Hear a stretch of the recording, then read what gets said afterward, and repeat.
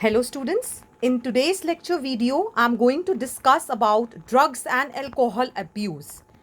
So firstly talking about drug abuse, the drugs which are generally abused are in three categories: opioids, cannabinoids and coca alkaloids.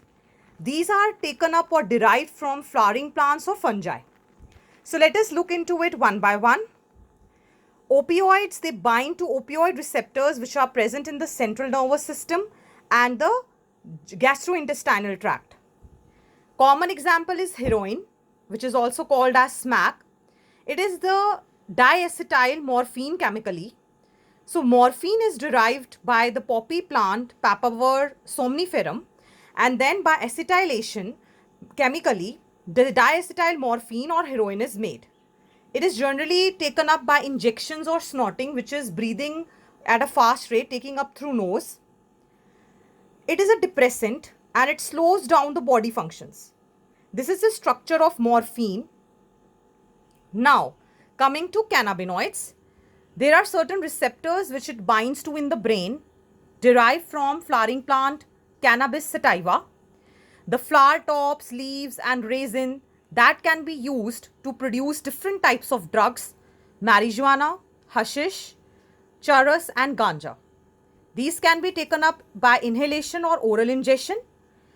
The side effects or the major effect is the cardiovascular system it attacks on. And this is the structure of cannabinoid. Next, coca alkaloid, which is called as cocaine, derived from coca plant Erythroxylum coca. It interferes with the transport of a very important neurotransmitter dopamine.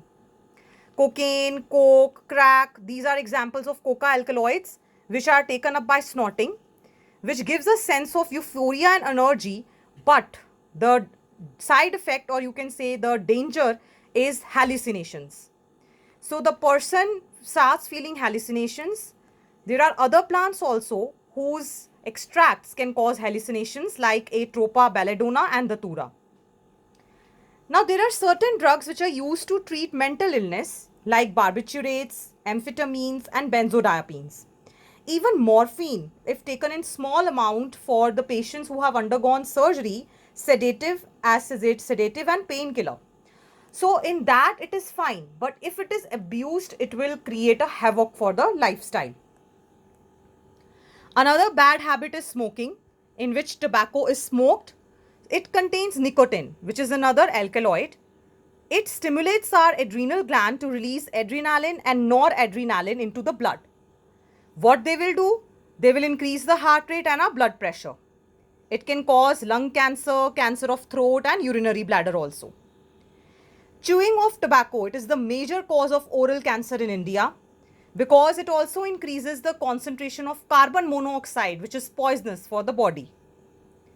Now, if somebody is addicted to these things, it is very difficult for that person to just get away with it.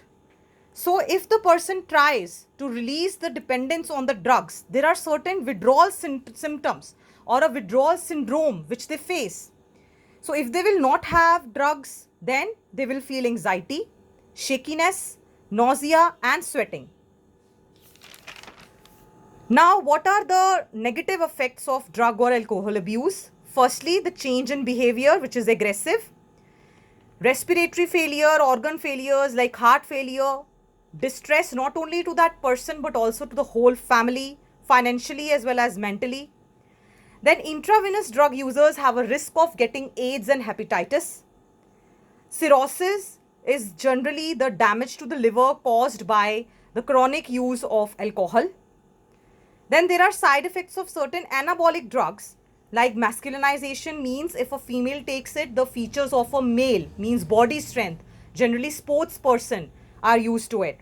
Then aggressiveness it will lead to, and also depression. So now how can we prevent and control this abuse?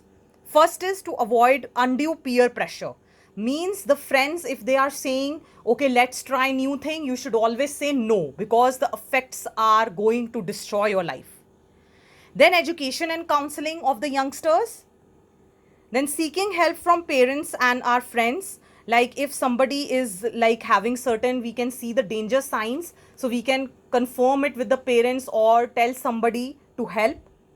Finally, seeking professional and medical help if somebody has been addicted or forcefully given drugs. So this is how we can prevent and control the drug abuse.